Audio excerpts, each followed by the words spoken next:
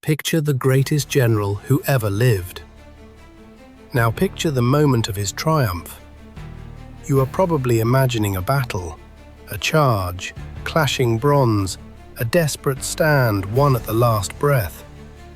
But the book we are about to read insists you have the picture exactly wrong. To its author, a fight that has to be fought is already a kind of failure. The true master, he says, almost never fights, and when he does, he never fights fair. He has already won, in the quiet, in the dark, weeks before, through information, deception, and position, so that by the time the armies finally meet, he is not deciding the outcome, he is merely collecting it. He walks onto a battlefield whose result he arranged long ago. This is the most practical book on conflict ever written, and its deepest lesson is almost the opposite of what most people take from it. It is not about how to fight harder. It is about how to arrange a victory so complete that the fighting becomes a formality, or better still, never has to happen at all. For 25 centuries, generals, emperors, executives, and negotiators have carried it like a hidden weapon, because it is not really about war. It is about how to win before you ever begin. The book is The Art of War, attributed to Sun Tzu, Master Sun, a general and strategist who, by tradition, served the state of Wu in China around the 5th century before the Common Era. This was the age that would harden into the warring states, a landscape of rival kingdoms, bronze weapons, walled cities, silk banners, and constant grinding war, where a single bad campaign could erase a state from the map forever. Out of that world comes a slim book of 13 short chapters, less a battle manual than a distilled philosophy of conflict itself. We read it here in the 1910 English translation by Lionel Giles, the version that carried Sun Tzu into the modern West, quoted word for word. And here is the first thing to understand about it. Because it is ancient, and because it is Chinese, and full of talk of chariots and provisions, people assume it is a museum piece. It is the opposite. Almost nothing in the 25 centuries since has improved on its core insight, which is why you will find it dog-eared on the desks of people who have never held a sword. Founders, coaches, litigators, poker players, diplomats. Sun Tzu was writing about armies, but he had discovered something underneath armies, the structure of every contest between two wills, and that structure has not changed at all. Here is the whole book in one sentence. The supreme strategist wins first and fights afterward. He uses calculation, deception, and position to decide the contest before a single blow is struck, and treats actual battle as the clumsiest, most expensive tool of all, to be avoided wherever a subtler one will do. Everything flows from that inversion. Where we imagine the great warrior as the boldest, Sun Tzu imagines him as the most prepared. Where we picture courage, he asks for calculation. Where we crave the drama of the clash, he sees waste. Burned fields, drained treasuries, a state weakened even in victory. His genius is to treat war not as a test of nerve, but as a problem of engineering, solved in advance, in the mind, before the cost is ever paid in blood. And that is why the book keeps its grip on people who will never command an army. Strip away the chariots and the provisions, and what remains is a cold, clear map of how any contest between two wills is actually decided. Not in the noise of the collision, but in the quiet preparation that shaped it. We will walk it in 5 beats. Why war is too big to rush, how to win before you fight, why all war is deception, why you must know yourself as well as your enemy, and finally, why the master in the end becomes formless as water. First, war is too big to rush. Sun Tzu opens not with tactics, but with arithmetic. Before you march, he says, you must weigh the 5 fundamentals, the moral cause that binds your people to you, the heaven of season and weather, the earth of distance and ground, the quality of your commander, and the discipline of your organization. Measure yourself against your rival on each, honestly, and the outcome is often visible before anyone lifts a weapon. War to him is never a thing you fall into on impulse. It is the most consequential decision a state can make, and it must be counted before it is dared. And notice what falls out of that counting. Sometimes the numbers say, "You have already lost," and the wise commander, hearing that, does not march at all. This is the part our hero-worshipping culture hates. We celebrate the person who fights against the odds. Sun Tzu would ask, coldly, why you entered a contest the calculations said you would lose. Hear how modern that is. It is the founder who runs the numbers and shuts down the doomed startup instead of burning 3 more years on it. It is knowing which arguments are simply not worth having, which fights you cannot win and therefore should never start. Most people lose not because they fight badly, but because they chose the wrong battle in the first place, and then let pride keep them in it. The rarest discipline Sun Tzu teaches is the one nobody films. The courage to count the cost, see you cannot win, and quietly walk away before the first blow. Second, and this is the heart of the book, win before you fight. Sun Tzu draws a ladder of skill. To win 100 victories in 100 battles, he says, is not the height of excellence, because you still had to fight 100 times, and each one cost you. The truly supreme achievement is to break the enemy's will without any battle at all. In his own words, and this is perhaps the single most important line in the entire book, supreme excellence consists in breaking the enemy's resistance without fighting. Read it again, because our whole instinct fights it. We are trained to admire the win that is hard-fought, bloody, earned. Sun Tzu says the highest skill is the win so complete the other side simply gives up, or never dares to start. And underneath that sits a colder truth. Even total victory in battle is a kind of loss. He warns against long campaigns and burned lands, because a prize you destroyed in the taking is no prize at all.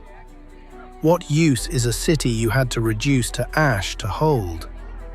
Feel how directly this lands today. It is the negotiation won in the preparation, before anyone sits at the table, because you already control what the other side needs. It is the company that wins a market so decisively that no rival bothers to compete. It is the argument you diffuse instead of the one you crush. The highest skill is not winning the fight. It is arranging the world so the fight becomes unnecessary, and refusing to win in a way that leaves you holding ashes. Third, all war is deception. Here Sun Tzu says the thing that makes some readers uneasy, and that he states without a flicker of apology. All warfare is based on deception. What he means is that conflict is fought not only in the field, but inside your opponent's head, in the picture of reality they carry. So you must control that picture. When you are able, seem unable. When you are near, appear far away.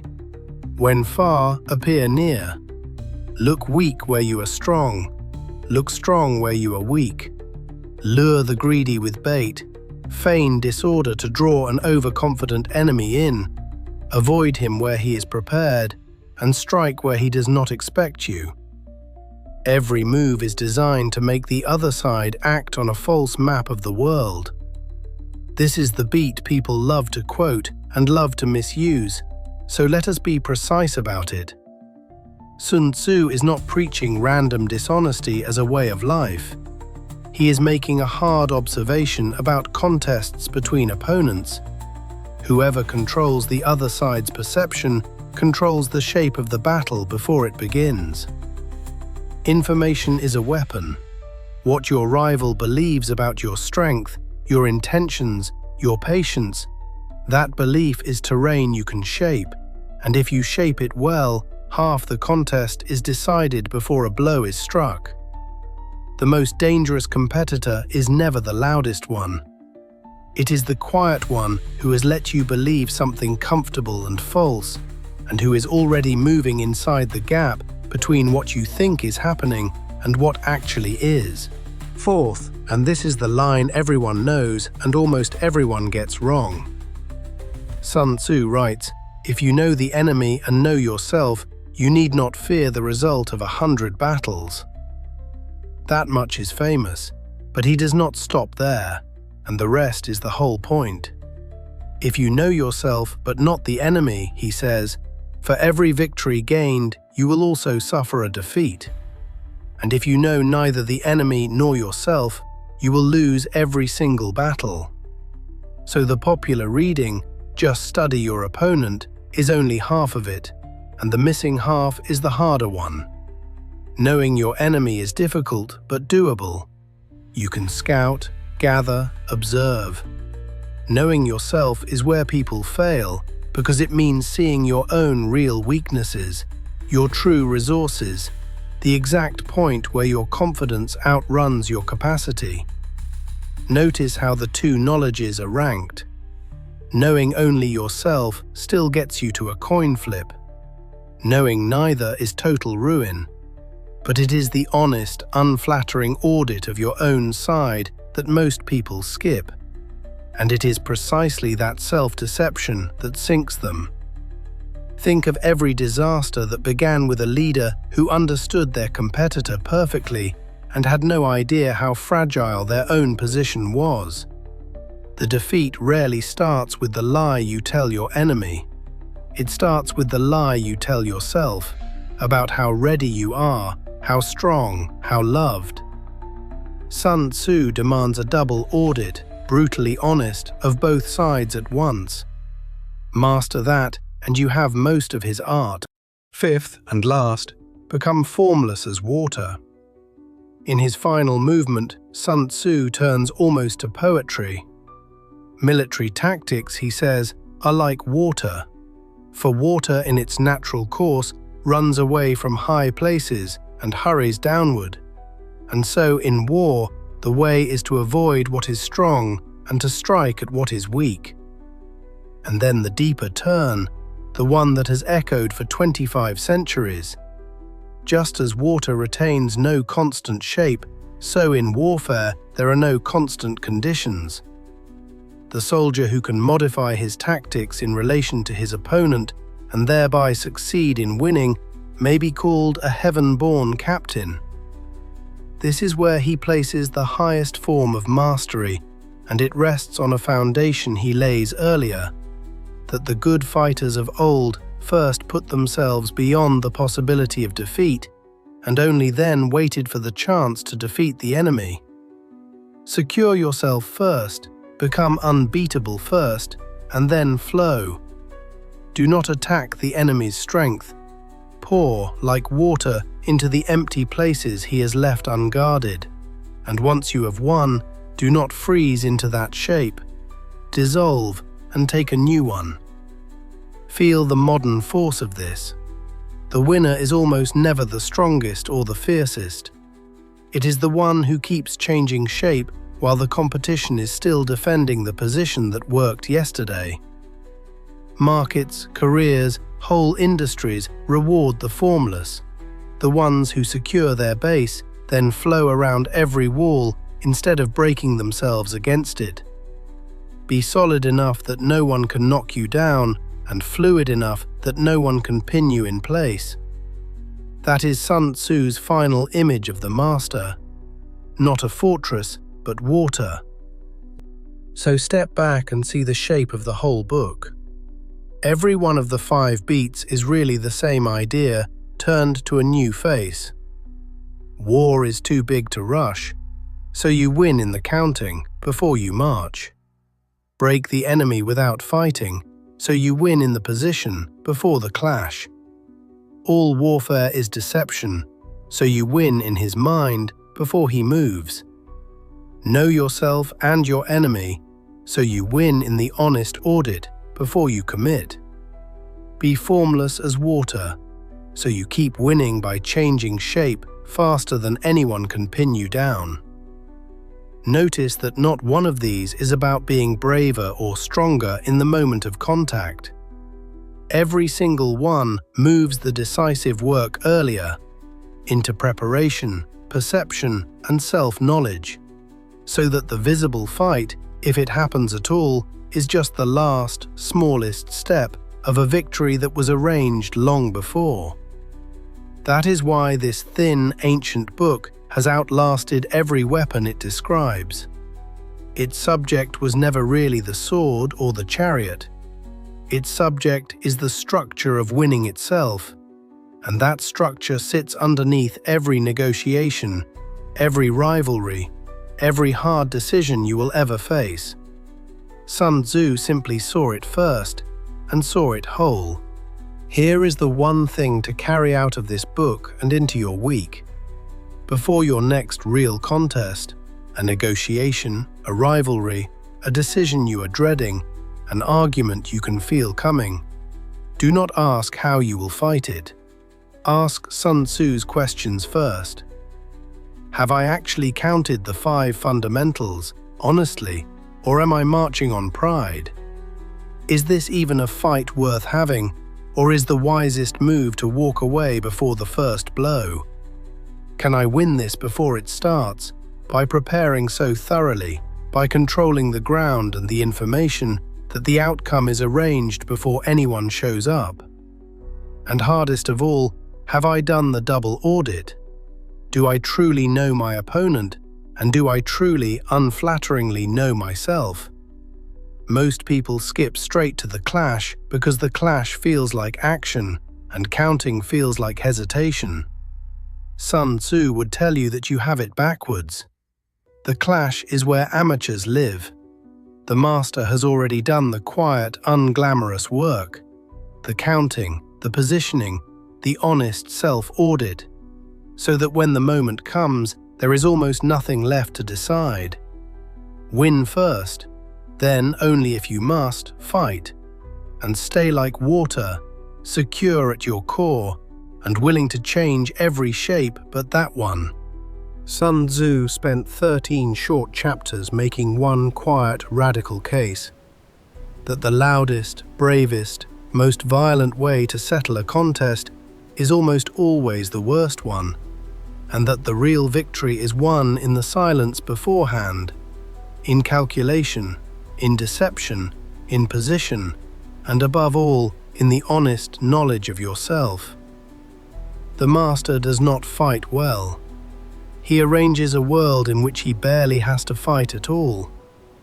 25 centuries have not softened that idea. If anything, in a world of overnight rivalries and endless noise, it has only grown sharper. The people who seem to win effortlessly are almost never the ones fighting hardest in the moment. They are the ones who did the quiet, invisible work long before anyone was watching. If this walk through the art of war gave you something worth keeping, subscribe. A new classic every week, faithfully, in about 20 minutes. Next time we cross back to the West and Regency England for Jane Austen's Pride and Prejudice, the story of 2 proud people who each mistook a first impression for the truth.